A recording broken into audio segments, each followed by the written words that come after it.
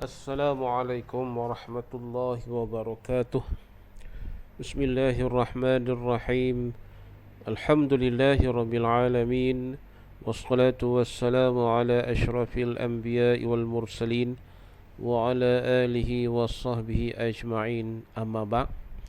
Alhamdulillah, kita panjatkan kesyukuran kepada Allah Subhanahu wa taala kerana masih diberikan kesempatan kepada kita untuk dapat sama-sama kita meneruskan pengajian bacaan ayat-ayat suci Al-Quranul Karim, yang mana insya-Allah pada kali ini kita akan meneruskan sambungan bacaan daripada ayat 26 sehinggalah ayat 30. Jadi insya-Allah seperti biasa, marilah sama-sama kita menyambung bacaan dan juga di samping itu kita membincangkan hukum-hukum tajwid dan makna-makna ayat yang ada dalam ayat-ayat yang kita bacakan nanti.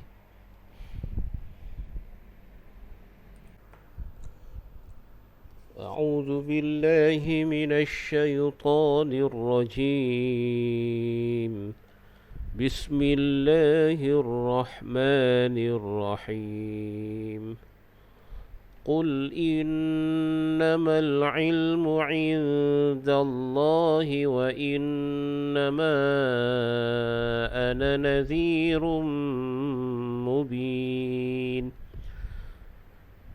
قل إنما العلم عند الله وإنما أنا نذير مبين. Pada dalam ayat yang kita bacakan ini, hukum tajwid yang perlu kita ambil perhatian iaitulah pada hukum dengung pada nun yang bersyaddah. Innama yang ada dua tempat, kita baca dia dengan dengung. Kemudian pada sebutan huruf ain, qul innamal ilmu in, huruf ain di situ makhrajnya keluar di tengah kerongkong. Baik, kemudian indallah di situ ada nun mati bertemu dal, hukumnya ikhfa haqiqi, dengung dengan kadar 2 harkat. Kemudian indallah, okey, kita baca dengan 2 harkat. Indallahi wa innama. Baik, di sini ada hukum mad jaiz, iaitu mad jaiz munfasil yang mana dipanjangkan dengan kadar 4 ataupun 5 harkat. Kemudian ana di sini kalau kita perhatikan, pada alif itu di atasnya ada bulat yang bentuknya besar. Jadi ada kaedah, bulat ini pun dia ada bulat besar, dia ada bulat kecil. Sekiranya di atas alif itu ada bulat yang besar yang begitu, kaedah bacaannya sekiranya kita waqaf, maka kita boleh waqaf dengan kadar 2 harkat. Wa innama ana, 2 harkat. Tapi kalau kita sambung, dibaca dengan pendek. Wa innama ana nadhi, dibacakan pendek. Nazirun mubin, rum mubin, di situ dia ada dengung, dhammatain bertemu dengan mim. Hukum bacaannya adalah idgham ma'al ghunnah. Baik, kemudian bila waqaf, diwaqafkan dengan mad aril li sukun, panjang dia 24 ataupun 6 harkat. Kita ulang semula. قل إنما العلم عند الله وإنما أنا نذير مبين. Baik, masuk ayat ini iaitu Qul ni artinya katakanlah, wahai Muhammad. Innamal, sesungguhnya, al-ilmu, al-ilmu tu artinya ilmu pengetahuan tentang masa kedatangannya, indallah, hanya ada pada sisi Allah. Wa innama, dan sesungguhnya, ana nadhirum mubin. Ana tu maksudnya aku. Aku tu maksudnya Nabi lah ataupun Rasul. Aku hanyalah seorang Rasul. Nazir, pemberi ingatan dan amaran yang terang lagi nyata. Jadi Nazir tu artinya pemberi ingatan dan amaran. Jadi tugas Rasul ni hanyalah untuk menyampaikan, untuk memberi peringatan dan memberi amaran kepada umatnya. Mubin artinya yang terang nyata. Baik, itu bagi ayat yang ke-26. Jadi dalam ayat ni kita ambil kalimah-kalimah iaitu pada al-ilmu. Al-ilmu tu artinya ilmu pengetahuan. Indallah hanya ada pada sisi Allah. Jadi tentang perkara kebangkitan hanya Allah saja yang mengetahuinya. Wa innama, dan sesungguhnya aku ini nazirum mubin, sebagai pemberi ingatan yang jelas lagi nyata.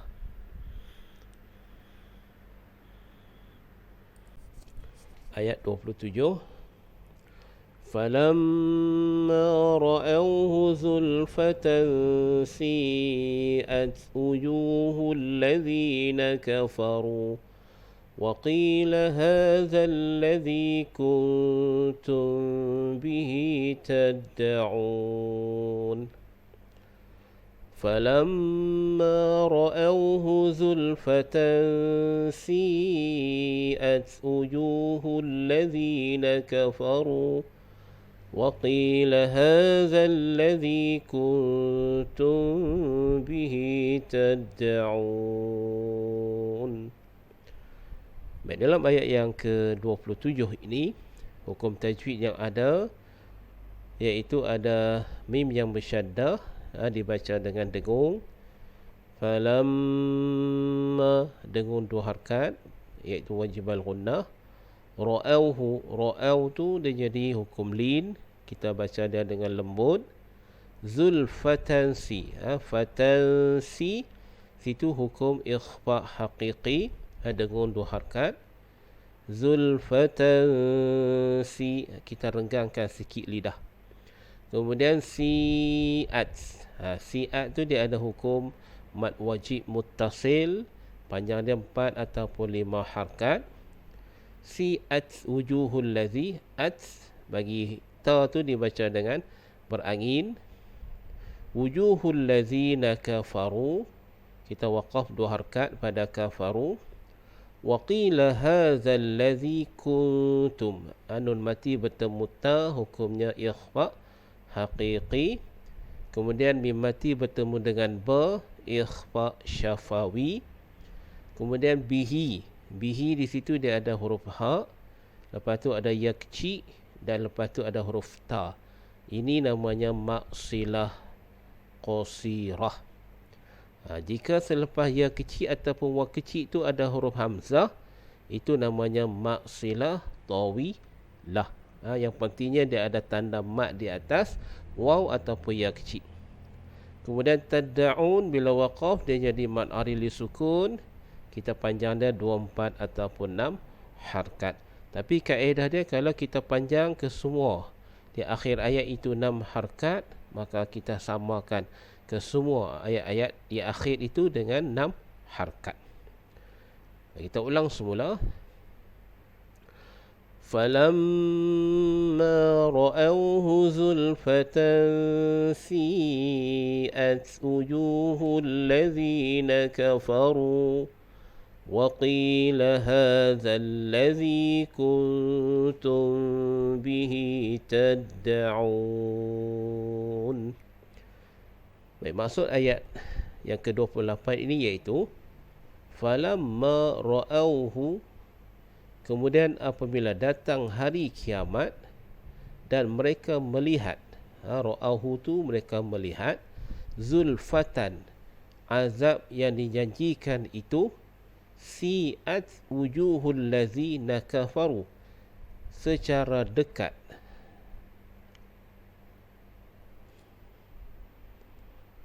Kemudian si'at wujuhul ladzina kafaru, muramlah muka orang-orang yang kafir. Daripada melihat azab Allah secara dekat, lalu muka orang kafir ni menjadi muram. Si'at wujuhul ladzina kafaru, kemudian waqila hadzal ladzi, serta dikatakan kepada mereka, waqila hadzal ladzi, serta dikatakan kepada mereka, hadzal ladzi, inilah dia, kuntum bihi tad'un, yang dahulu kamu kerap kali minta disegerakan kedatangannya. Jadi orang kafir ni masa di dunia dulu mereka duk kerap minta datangnya azab Allah. Dan sekarang bila azab Allah datang di depan mereka, muka orang kafir ni menjadi muram. Baik, dalam ayat ni kita lihat dari segi makna kalimah pada zulfatan. Zulfatan ni artinya azab. Si'at wujuhul ladzina kafaru, maka muka orang-orang kafir itu menjadi muram. Kemudian tad'un, tad'un ini artinya minta disegerakan kedatangannya. Jadi itulah beberapa makna kalimah yang kita pilih. Itu ayat yang ke-27. Ayat 28, ayat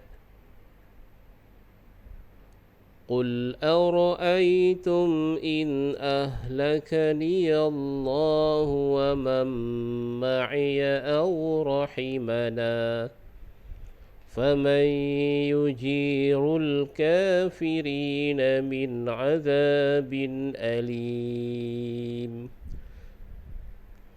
قل أرأيتم إن أهلكني الله ومن معي أو رحمنا فمن يجير الكافرين من عذاب أليم.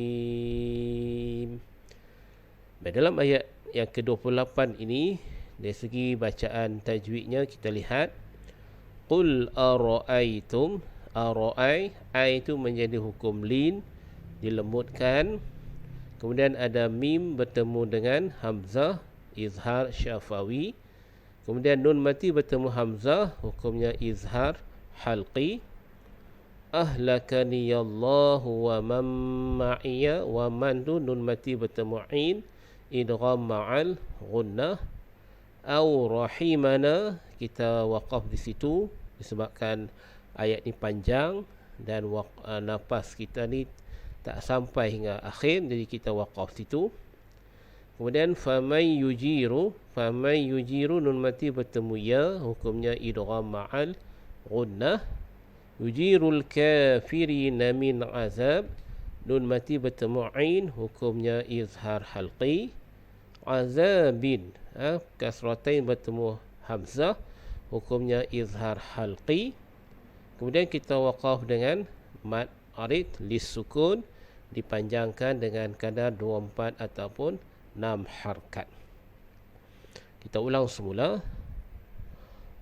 Qul ara'aytum in ahlakani Allahu wa man ma'iya aw rahimana فمن يجير الكافرين من عذاب أليم. Baik, maksudnya iaitu Qul ara'aytum, tanyalah wahai Muhammad kepada mereka, bagaimana fikiran kamu? Qul ara'aytum maksudnya bagaimana fikiran kamu, in ahlakani Allah, jika Allah binasakan daku, wa man ma'iya, dan orang-orang yang bersama-sama dengan aku, au rahimana, yakni sebagaimana yang kamu harap-harapkan, au rahimana, atau ia memberi rahmat kepada kami, faman yujirul kafirina min azabin alim, sehingga kami dapat mengalahkan kamu, maka siapakah yang dapat melindungi? Faman yujirul kafirin, maka siapakah yang dapat melindungi orang-orang kafir min azabin alim, dari siksa azab yang tidak terperi sakitnya itu. Itu maksud ayat yang ke-28.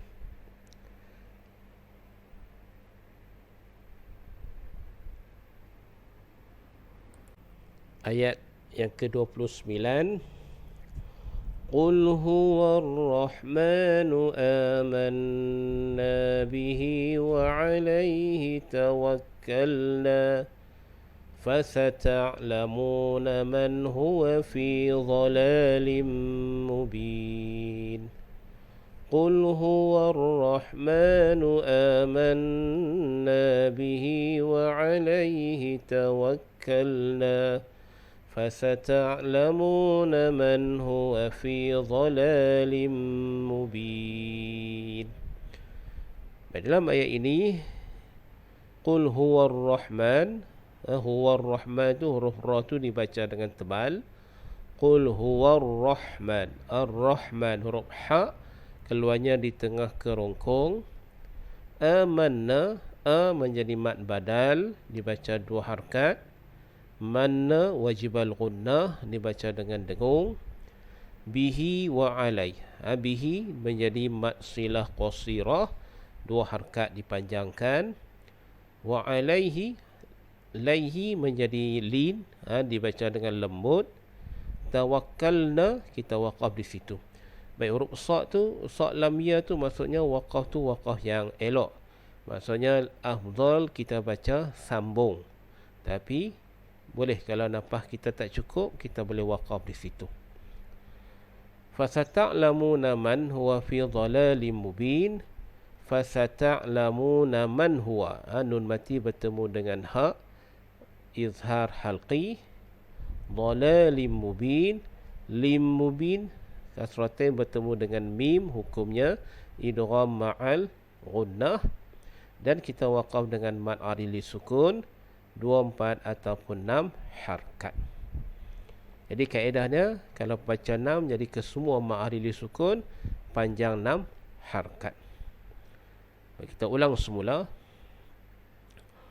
Qul huwa ar-Rahmanu amanna bihi wa alayhi tawakkalna fasata'lamuna man huwa fi dhalalin mubin. Baik, maksud ayat ini iaitu Qul huwa ar-Rahman, tegaskan wahai Muhammad kepada mereka, huwa ar-Rahman, Allah lah, dialah yang maha pemurah. Amanna bihi, yang kami beriman kepadanya. Wa alaihi tawakkalna, dan yang kepadanya kami berserah diri.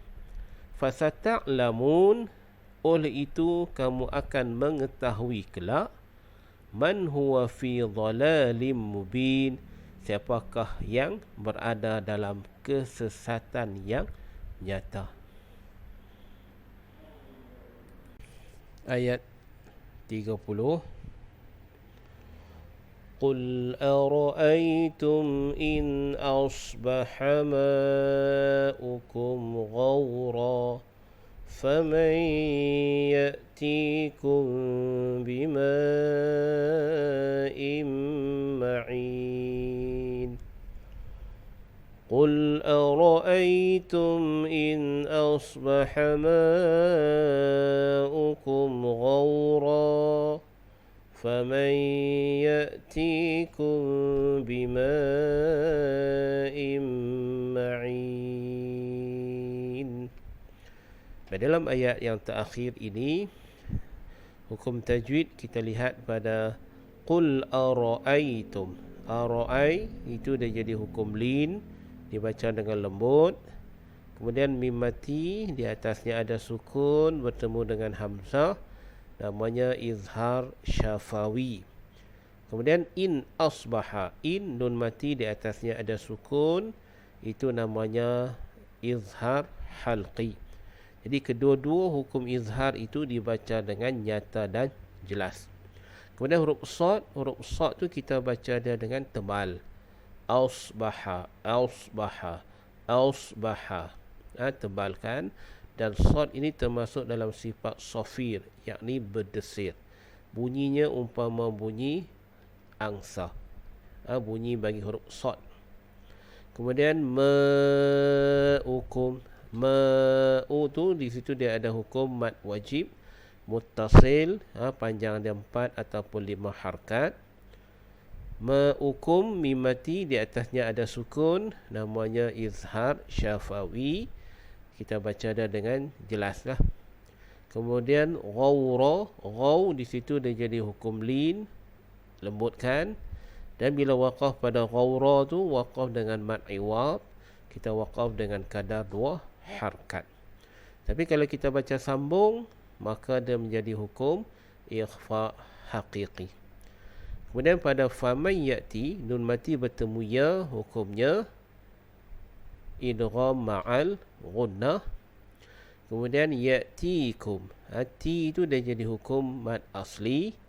Kemudian mim mati bertemu dengan ba, hukumnya izhar hukumnya ikhfa syafawi. Kita baca dah dengan dengung 2 harkat. Bima'in, ma'in tu menjadi hukum mad wajib muttasil. Kemudian imma, dengung 2 harkat dan menjadi hukum idgham ma'al ghunnah. Dan bila waqaf pada ma'in, waqaf dengan mad arid lis sukun. Jadi kita panjang dia 2, 4 ataupun 6 harkat. Jadi kita ambil 6 harkat lah. Semua daripada awal ayat 1 sampai ayat 30 ini semua ma'arid lis sukun, kita panjang 6 harkat. Dan di hujung tu kita lihat di bawah nun itu ada mim kecil. Apa maksud mim kecil? Mim kecil ni maksudnya kalau kita sambung dengan bismillah, maka hukum bacaannya adalah iqlab. Jadi itu sebab kalau dibaca sambung, maka kita kena baca dah dengan iqlab. Tapi di sini kita waqaf. Bila waqaf, kita baca dengan mad arid disukun. Kita ulang semula. قل أرأيتم إن أصبح ماؤكم غورا فمن يأتيكم بماء معين. Baik, apa maksudnya? قل أرأيتم, katakanlah lagi bagaimana fikiran kamu ataupun pendapat kamu. In asbaha, sekiranya air kamu hilang. Asbaha ma'ukum qawra, sekiranya air kamu hilang lenyap di telan bumi. Ma'ukum qawra, faman ya'tikum, maka siapakah selain Allah yang dapat mendatangkan kepada kamu bima'im ma'in, air yang sentiasa terpancar mengalir. Jadi siapakah yang buat itu semua sekiranya bukan Allah Subhanahu wa taala. Jadi Allah minta kita fikir, minta kita lihat apa yang berlaku semuanya adalah kehendak daripada Allah Subhanahu wa taala. Kalau Allah tak izinkan, maka sesuatu pun tidak akan berlaku. Itu maksud ayat yang terakhir, iaitu ayat yang ke-30. Dan insya-Allah marilah sama-sama kita ulang semula bacaan daripada ayat 26 sehinggalah ayat 30 bersama-sama. A'udzu billahi minasy syaithanir rajim.